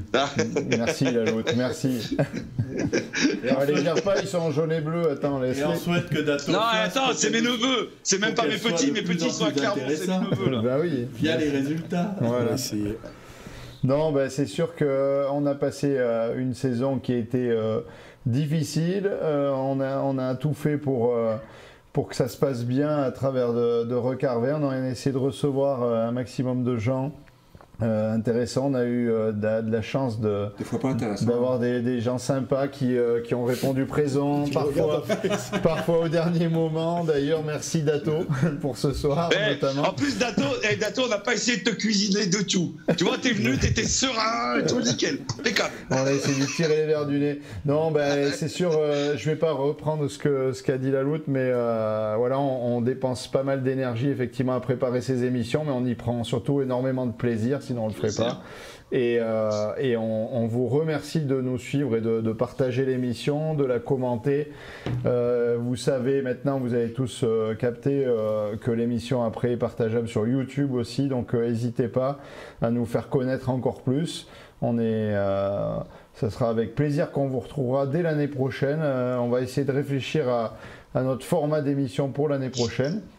Et avec toujours des super invités comme Mondato ce soir et Jackie qui représentent bien l'esprit de l'émission, parce que c'est ce qu'on veut aussi véhiculer, c'est-à-dire que on aime le rugby, mais un certain rugby, voilà, sans plus de commentaires. Merci Jean-Luc de m'accompagner au fil des émissions. Vas-y, à toi la parole. Non, je crois que l'émission a été suffisamment longue. Je crois qu'on prend tous du plaisir à faire cette émission.